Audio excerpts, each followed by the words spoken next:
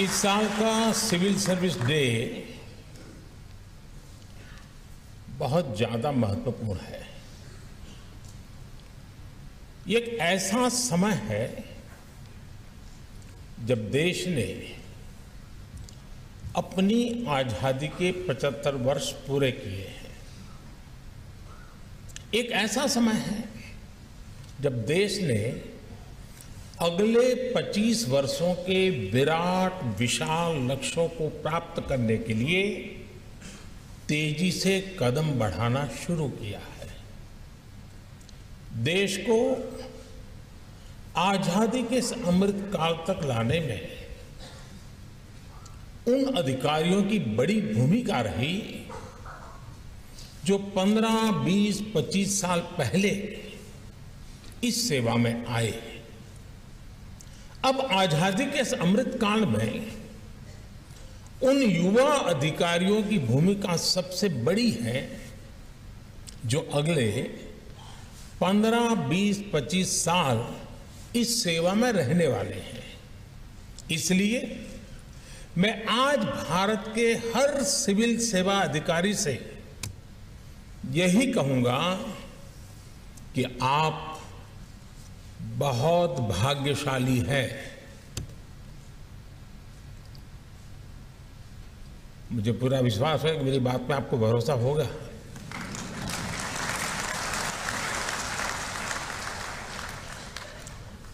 हो सकता है कुछ लोग न भी मानते हो कि वो भाग्यशाली नहीं है।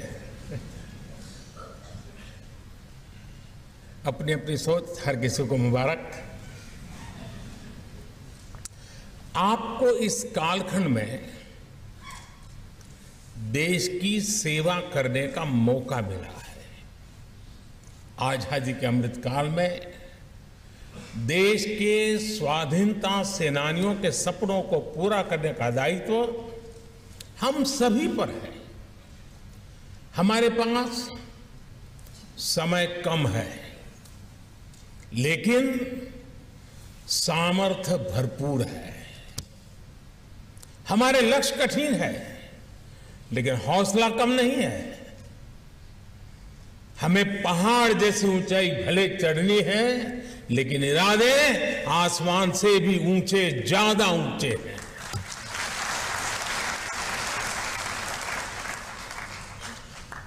पिछले 9 वर्षों में भारत आज जहां पहुंचा है, उसने हमारे देश को बहुत ऊंची छलांग के लिए तैयार कर दिया है। मैं अक्सर कहता हूं कि देश में ब्यूरोक्रेसी वही है, अधिकारी कर्मचारी वही है, लेकिन परिणाम बदल गए हैं। पिछले 9 वर्षों में भारत अगर विश्व पटल पर एक विशिष्ट भूमिका में आया है, तो इसमें आप सबका सहयोग बड़ा महत्वपूर्ण रहा है।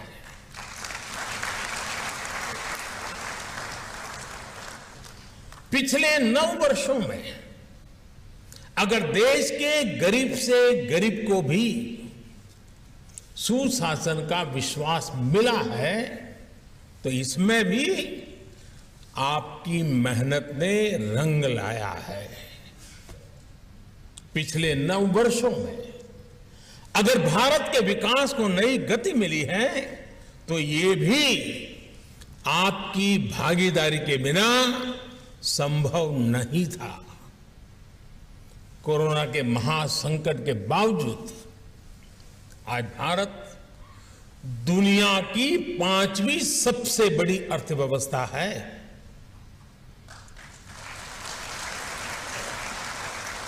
आज भारत फिनटेक वर्ल्ड में छाया हुआ है।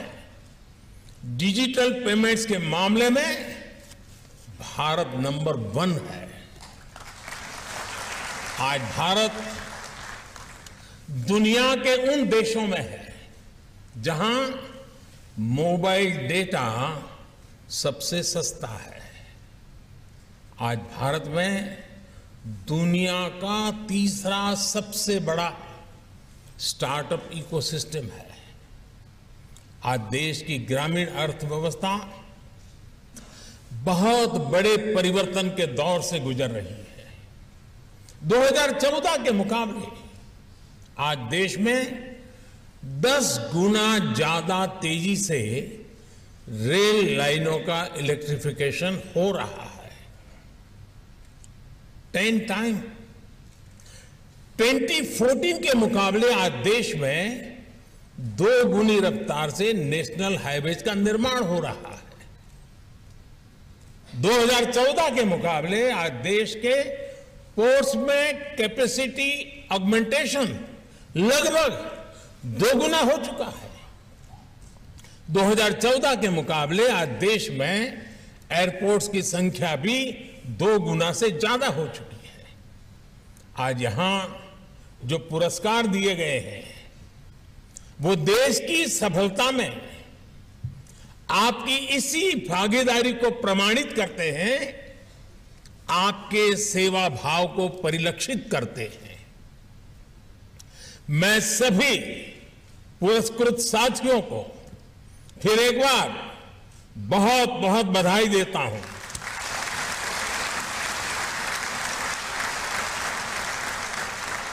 साथियों, बीते वर्ष 15 अगस्त को मैंने लाल किले से देश के सामने पंच प्राणों का आह्वान किया है। विकसित भारत के निर्माण का विराट लक्ष्य हो, गुलामी की हर सोच से मुक्ति हो, भारत की विरासत पर गर्व की भावना हो, देश की एकता एकजुटता को निरंतर सशक्त करना हो और अपने कर्तव्यों को सर्वोपरि रखना हो। इन पंच प्राणों की प्रेरणा से जो ऊर्जा निकलेगी वो हमारे देश को वो ऊंचाई देगी जिसका वो हमेशा हकदार रहा है।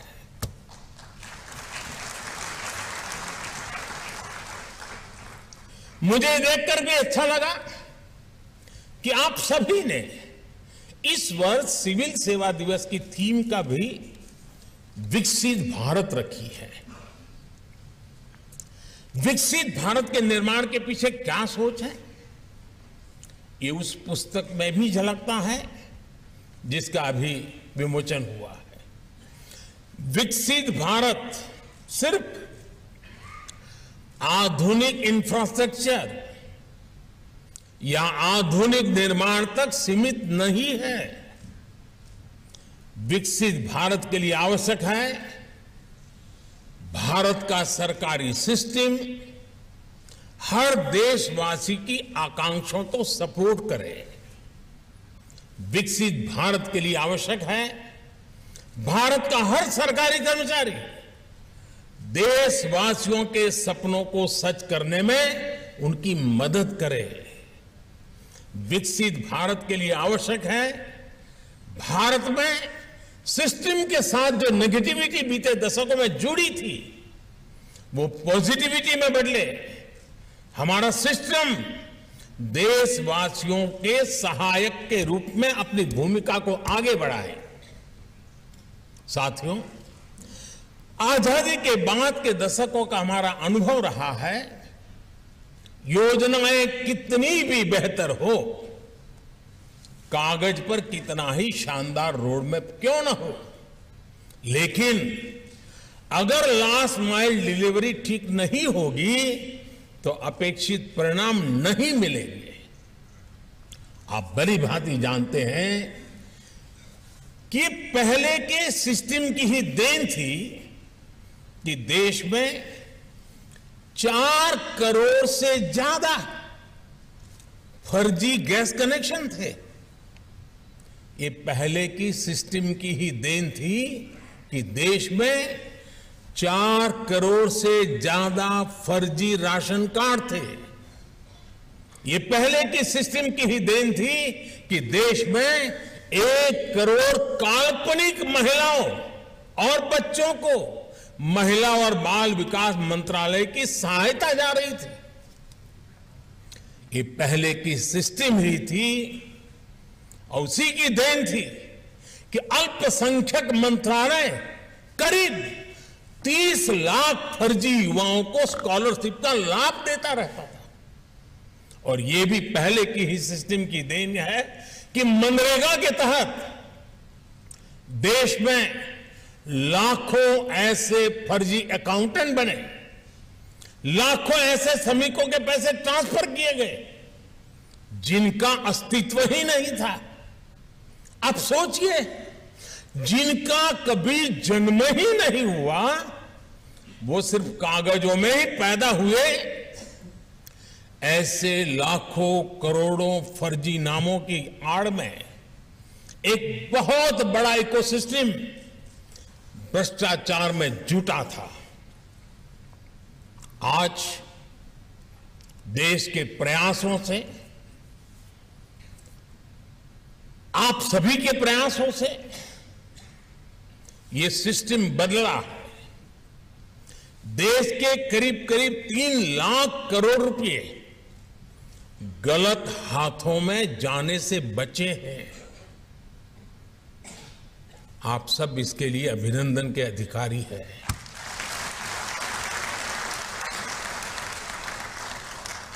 आज ये पैसे गरीबों की भलाई के काम आ रहे हैं, उनका जीवन आसान बना रहे हैं।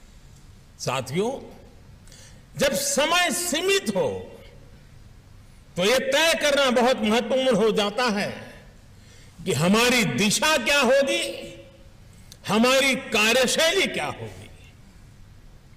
आज चुनौती यह नहीं है कि आप कितने एफिशिएंट हैं, बल्कि चुनौती ये तय करने में है कि जहां जो डेफिशिएंसी है वो कैसे दूर होगी।